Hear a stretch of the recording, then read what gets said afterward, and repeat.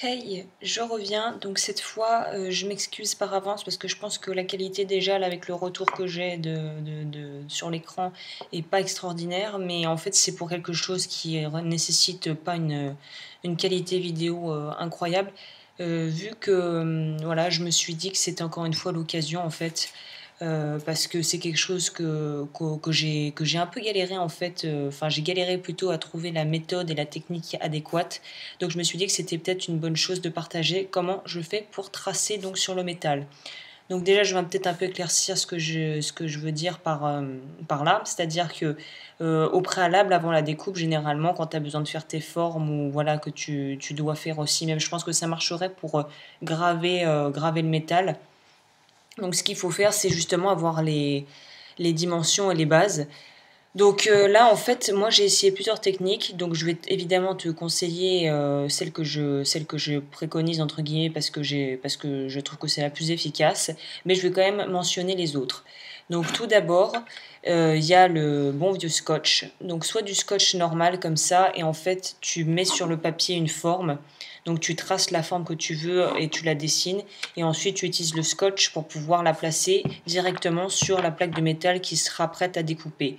Je trouve que c'est une méthode qui est un peu plus efficace que la colle, parce que l'autre méthode, bon là j'ai pas un bâton de colle, mais bon tu vois ce que je veux dire, la colle traditionnelle en fait c'est le même principe, tu appliques la colle sur le dessin que tu as fait sur une feuille de papier normale, que tu colles en étalant bien et en laissant bien sécher le papier sur la plaque de métal, sauf que ça moi je me suis, enfin quasiment à chaque fois, il y a un moment où la colle en fait n'est pas assez forte, la colle standard des colliers n'est pas assez forte, ne tient pas. Et alors là, c'est la panade pour pouvoir après continuer à faire sa découpe proprement, sachant que la moitié du papier était arraché avec la lame de la scie. Enfin bon, c'est super chiant.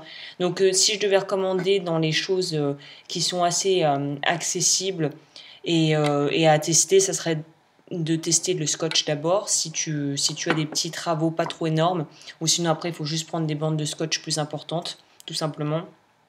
Et ça, c'était pour les méthodes plus ou moins, on va dire, celles que j'ai pu tester, qui sont les basiques.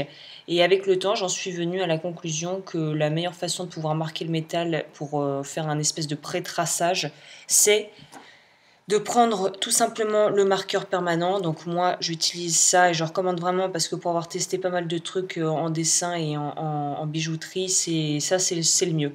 Ça marche sur toutes les surfaces, c'est permanent, ça tient, ça résiste pas trop mal à la chaleur et voilà, à des passages répétés dessus. Et c'est vraiment, la pointe est pas trop épaisse, donc aussi ça permet de faire un tracé quand même assez clean. Donc voilà, je recommanderais le Staedtler, je sais pas comment on dit, je crois que c'est allemand. Et donc voilà, je vais vous montrer par exemple comment je fais. Enfin, tout montrer, je vous vois maintenant. Tutoiement, c'est plus facile pour moi. Alors, là, on va faire un triangle tout simplement. Donc j'ai des petites plaques, parce que je dois en faire plusieurs, mais je te montrerai qu'un pour pas faire une vidéo de 5 ans. Oui, j'ai des doigts là un peu pas terribles, mais bon, tant pis. J'aime bien avoir les doigts nickel, mais ça ne sera pas pour cette fois. Alors, là, je dois faire donc des triangles, pour être exact, un triangle équilatéral, c'est-à-dire que tous les côtés doivent être de la même distance.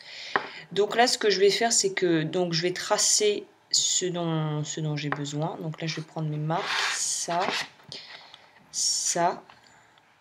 Petit détail aussi, mais j'ai pas fait quelque chose de fabuleux, c'est-à-dire que quand tu dois faire des formes géométriques style triangle ou carré ou rectangle, au lieu de prendre comme moi des petits morceaux déjà prédécoupés, je te conseille de prendre une bande en fait, de prendre la dimension totale de toutes les petites pièces que tu as à faire, parce que ça sera beaucoup plus facile, parce qu'en fait les bandes seront déjà de même hauteur. Donc pour tout ce qui est voilà, forme géométrique, c'est beaucoup moins chiant que de devoir tout après recouper et rectifier soi-même.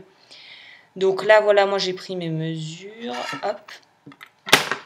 Donc ensuite, bon là c'est une partie qui n'est pas vraiment intéressante, mais bon, vu que j'y suis, je le fais. Donc là, c'est quelque chose par là. J'ai plutôt tendance à faire les choses à l'œil, ce qui n'est pas forcément bien à tous les coups, mais hop.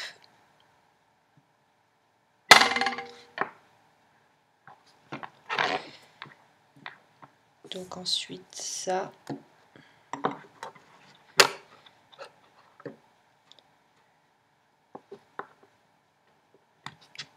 Et après normalement, si je me suis bien débrouillée, les dimensions seront plus ou moins adéquates.